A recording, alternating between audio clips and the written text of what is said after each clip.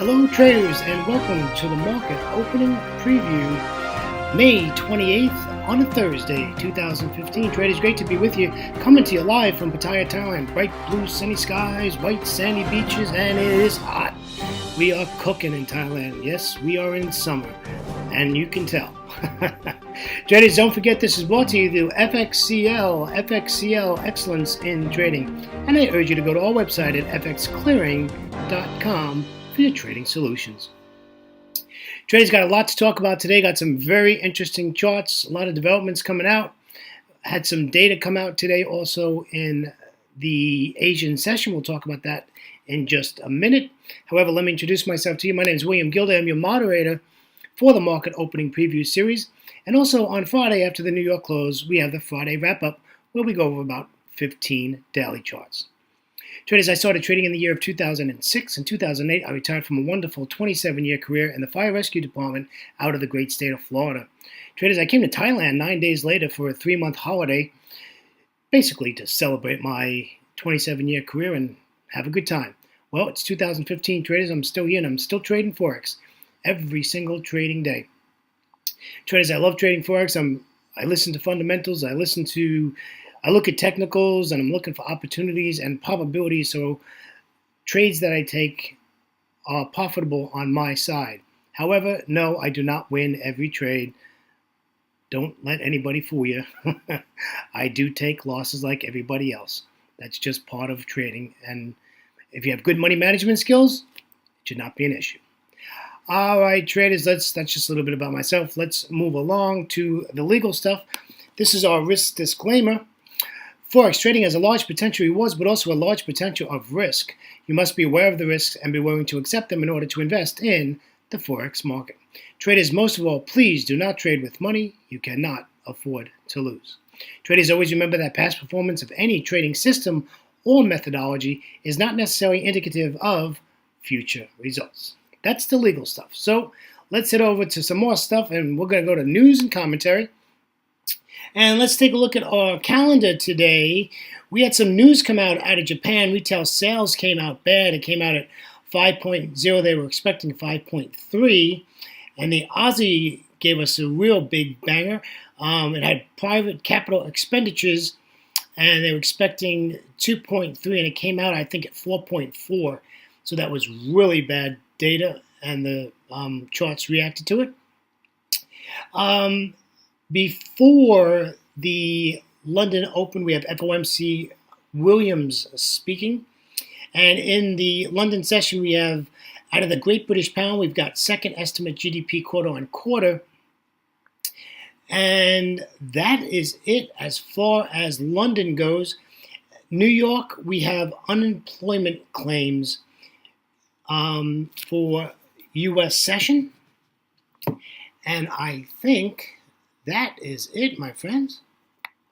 Let me just bring this down. Yep, that's it. And as usual, we have our crude inventories. For those of you who are trading oil, that comes out also in the U.S. session. Let's take a look at the indices and see what happened yesterday. The U.S. sort of made a rebound yesterday. The U.S. 30 closed up 0.67%. The S&P 500 closed up 0.92%, with the NASDAQ closing up 1.47%, and the Russell 2000 up 1.25%. So nice rebound from the day before, which was horrible. Let's go over to the Eurozone, where the DAX is up 1.26%. The FTSE closed up 1.21%. The CAC 40 closed up 1.95%. And the Eurostoxx 50 closed up 1.76%. Another big rebound. Remember, yesterday they were all in the red. Let's head on over to Asia. Traders, remember that the countries that I'm going to talk about now are currently actively trading right at the moment. And the Nikkei 225 is up 0.63%, with the S&P ASX 200 negative 0.43%. I think that probably has something to do with the bad data.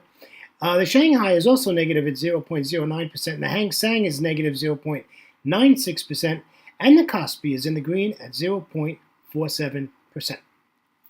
So that's going on with the calendar and our indices. And now commentary for today is, well, yesterday was quite challenging. A lot of our trade plans most of the regular trade plans worked. Dollar strength, like the euro and the pound, and some of those worked. I tried to get in the euro Aussie like 5 times yesterday, and every time I got in, I had to close the order, and it was just a mess trying to get into that. And what happens? I take a break, come back half hour later, and the trade entry worked, and I was not in the trade. So very frustrating time. I was in New York. I was at the opening bell of the New York stock market, and it's quite interesting. I was watching options at the time, and amazing how everything jumped to the upside. As the day before, they had a horrible day. They closed all in double digits. So today we have some challenging charts. We hope to see some continuation. I think dollar strength is going to remain. I don't think we're going to see any change as far as that goes. So I think dollar strength will continue through our trading day today. So keep that in mind. Remember, the G7 summit is still continuing till the end of tomorrow. Keep that in mind during your trading, as any one of these people at this G7 can get in front of a microphone and say one word, and it can swing your trade and against you in a second. So be aware of that. Also, take note of the yen pairs. Be careful with your yen pairs today, traders, as Kuroda has been speaking a lot since yesterday, and they're talking about FX. So keep an eye on your yen pairs if you're going to trade the yen pairs.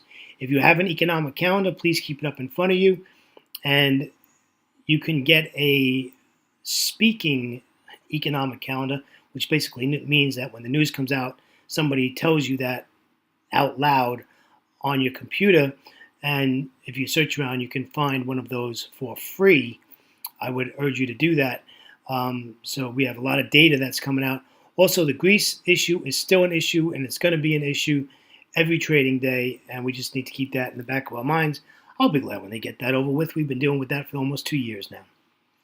So what's next? What's next is we're going to take a look at some 60-minute Forex charts. That means each candle that you see on the chart is a 60-minute candle.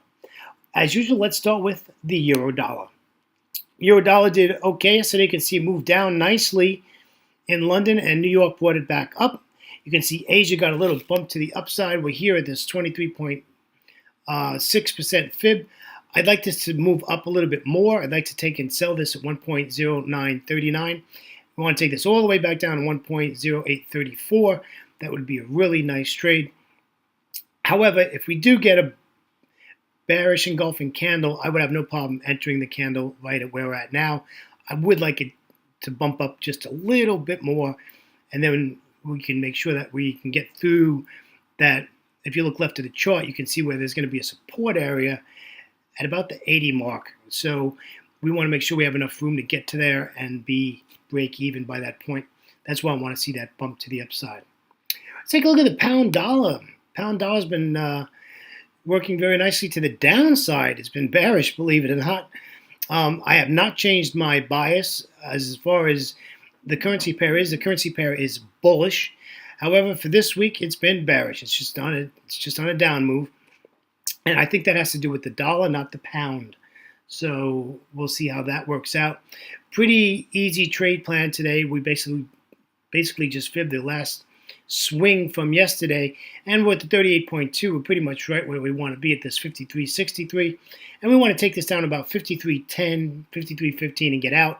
Remember, traders, at 5300, you have a lot of pending orders there for people taking this in the opposite direction, as that's a psychological area, 00, the whole 9 yards, and you want to be out of there before you get in that mess. You want to make sure that you have your pips and you're safe and you're out of your trade. However, if this turns into a bearish candlestick formation right now, I would take this and sell this.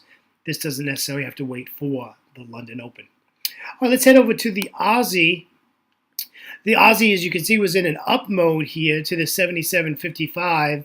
Well, traders, I have to tell you, this data came out after I took a photo of this slide, and it's basically back down to that 76.99 price level already.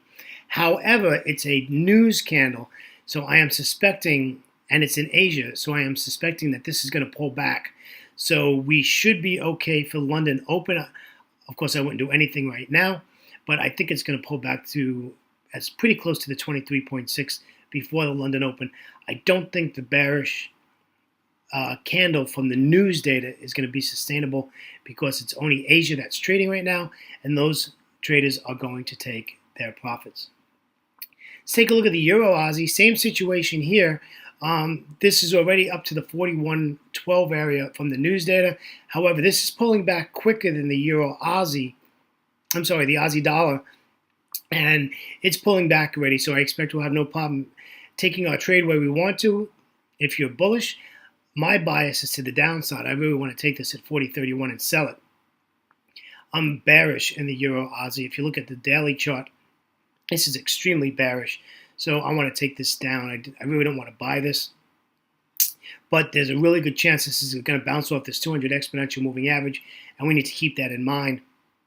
So if we get a bullish candlestick formation, of course, I will look to take the buy at that 41.12. And you're saying, well, William, why are you doing that? Well, I'm doing that because if you look left of the chart, there is resistance. And I want to clear that resistance level and then take the trade. Right? So it's going to clear the resistance level. It's going to give a retest, and then we'll take the trade. So hopefully that'll all happen before or right at the London Open. Traders, let's take a look at the Euro Yen. The Euro Yen is where it is. We're in a 59 pip range. We have 3 entries for you. If this goes up to resistance, we can sell it from there. If it breaks support of the range, gives you a retest, we can sell it from there. And if you're super conservative, just wait till it breaks the 200 exponential moving average, and you can sell it from there at 134.34. By the way, if you take it from the support line of the range, you have plenty of pips to get down to the 200 and be break even and in profit safely in case it bounces off the 200 and continues to the upside. So that is a safe trade. So there's a lot of decision making there. You know, just watch and listen for fundamentals as far as the yen pairs go. Keep that in the back of your mind for your trading day. Traders, let's move over to the New Zealand dollar. Really no effect from the data that came out from Australia. However, if you look left of the chart from the last candle, this is a very ugly chart. There's a lot of what we call Forex garbage, Forex junk, however you want to put it. We have a lot of support and resistance areas. I am bearish in the New Zealand dollar. This pair is bearish, bearish, bearish. Take a look at the daily chart and you'll see that. However, what are we going to do? Well, I'd like to see this break above the 61.8 and get to that 72.75 area. And we'll take it down to 72.15. And that'll give us a nice 60 pip trade. And that's what we'd like to see. Just know that every fib that you come to, the 618, the 50, the 38.2, and the 23.6, you're going to get a bounce there, and you're going to get a fight. So if you take this to the downside when you get a bearish candlestick formation, just realize this is not going to be an easy trade. And if it was me, I would take the trade and I'd go to the pool for a couple of hours and come back and see how my trade's doing. But I wouldn't want to have to be sitting in front of my computer watching this trade once we buy this New Zealand dollar. I'm sell this New Zealand dollar. I do not want to buy the New Zealand dollar. Traders, on behalf of myself, William Gilday, and our great friends at FXCL Excellence in Trading, I'd like to thank you for joining me on this great May 28th, 2015, on a Thursday, coming down to the end of our trading week, but lots of work to do ahead. Traders, please come and join us at fxclearing.com for your trading solutions. Traders, always remember to trade smart and not hard, and we will catch you tomorrow for the market opening preview. Traders, have a great trading day, and we'll see you later. Take care now. Bye-bye.